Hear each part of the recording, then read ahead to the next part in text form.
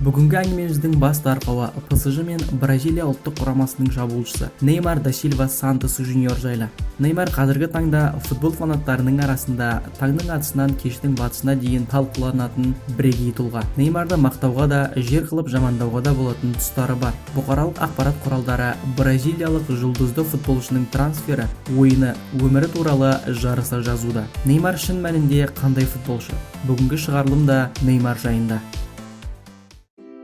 Сіздер үшін таңғажайып тауарлар мен ең тиімді бағалар. Мұның бәрі Joom қосымшасында. Өз телефоныңызға жүктеп алыңыз. Сілтеме төменде.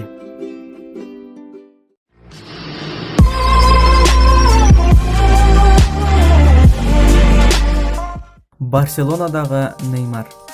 Барселона 2013 жылы Давид Вилланың командадан кетуіне байланысты орнына лайфта ойыншы іздейді. Барсаның таңдауы Неймарға келіп тоқталады. Неймарды сапына сонымен қатар Реал Мадрид пен Манчестер Сити қосқысы келді.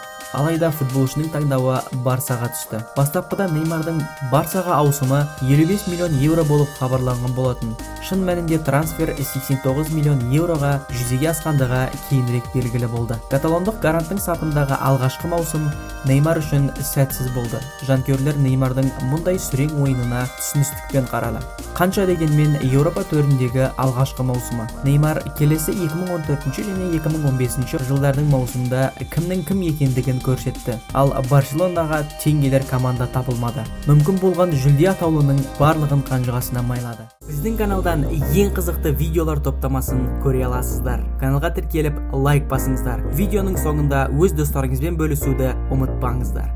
Неймар, Месси және Роналдомен бірге Чемпиондар лигасының үздік бомбардирлері атанды. Алтын доп жүлдесіндегі таласта 3 негізгі ойыншының қатарынан табылды. Бұл 23 жастағы ойыншы үшін керемет нәтиже еді. Келесі маусымда Неймар гол соғу көрсеткішін төмендетіп алды. Есесіне көбірек голдық пастардың авторы атана бастады. Барса 2 жыл қатарынан Чемпиондар лигасындағы жорығы ширек финалда аяқталды. Ұлы ПСЖ-ға қарсы камбэкті Неймардың қосқан үлесі зор. Роберто шешуші голды Неймардың асырған добынан соқты. Барсаны ойынға оралдырған Неймардың жылдам арада соққан қос добы. Неймар Барселона сапында қаржы тұрғысынан мәселе болған жоқ. Әлемдегі ең жалақысы жоғары футболшылар тізімінде 3-ші орында болды. Неймар өзіне жұмсалған 89 миллион евроны ақтады. Көпшілік жұрт Неймарды Мессидің орнын басатын клуб болашағы деп есептейтін. Бірақ Неймар Мессидің көлеңкесінде жиі қалу себебінен клубты ауыстыруды дұрыс шешім деп тапты. Париждік клубтың катарлық басшылары Чемпиондар лигасында атой салу мақсатында құрамына әлемдік деңгейдегі топ шабуылшыны қосу міндетін қойды. Неймарға ПСЖ клубынан ұсыныс түскен уақытта келісім береді деп ешкім ойламады. Неймардың ПСЖ сапына 222 миллион евроға ауысуы бүкіл футбол әлемін есінен тандырған сенсация болды. Әрине бәрін мазалайтын сұрақ: Неймар алтын доп ала ма? Қазіргі таңда көптеген футбол сарапшылары Месси мен Роналдодан кейін әлемнің ең үздік ойыншысы Неймар екендігін сөзге тиек етеді. Әдеттегідей алтын доп көрнекті ойынға емес, трофейді көп еншілеген команданың лидері алатындығы белгілі.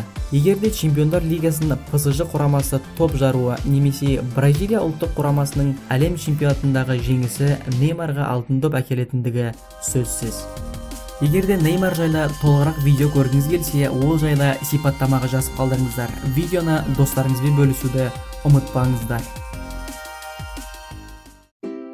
Сіздер үшін таңғажайып тауарлар мен ең тиімді бағалар. Мұның бәрі Joom қосымшасында. Өз телефоныңызға жүктеп алыңыз. Сілтеме төменде.